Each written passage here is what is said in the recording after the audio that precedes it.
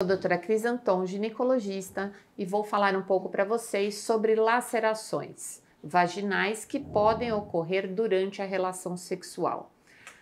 Recentemente, a mídia noticiou um caso de uma moça que após a relação sexual teve uma ruptura do fundo de saco, ou seja, do fundo da vagina, acabando tendo um sangramento bastante importante e vindo a óbito. Por que esse fenômeno pode acontecer? A laceração vaginal, ou seja, o corte da mucosa vaginal, ele pode acontecer às vezes com relações muito agressivas, ele pode acontecer com a utilização de alguns objetos, principalmente objetos pontiagudos, tá? Mas ele pode acontecer também em situações que consideramos relativamente habituais. Quando ocorre um aprisionamento de ar no fundo vaginal e com a pressão do pênis faz uma espécie de vácuo, pode acontecer a ruptura do fundo vaginal. E nessas situações, como a vagina é muito vascularizada, podem ocorrer grandes sangramentos.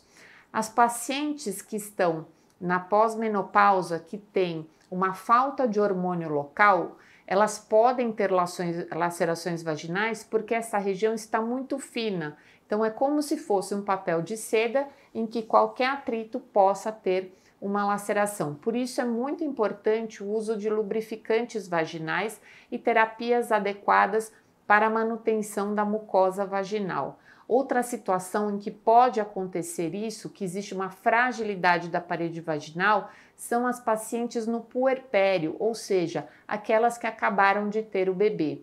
Nessa situação, pela amamentação, existe uma alteração hormonal local e que torna a vagina também bastante fina, bastante friável, suscetível a machucados. Então, nessas situações também é importante o uso de lubrificantes a fim de você não ter nenhuma lesão, nenhum machucado. Se por acaso acontecer essa situação em que você tenha uma laceração vaginal, um sangramento vaginal intenso, o que eu recomendo como primeiro socorro é você colocar dentro da vagina, com cuidado para não piorar a lesão, por exemplo, algum absorvente interno, pode ser 1, 2, que faça o tamponamento da região que está sangrando.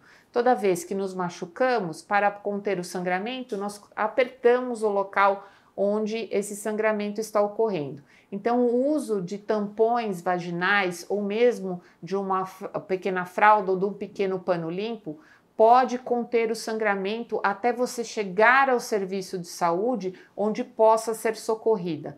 Provavelmente a moça que comentamos e veio a óbito em função do sangramento, se tivesse sido estancado esse sangue, comprimido essa região da laceração, talvez tivesse alguma oportunidade de ser atendida e ter feito o reparo dessas estruturas vasculares e eventualmente ter sido salva.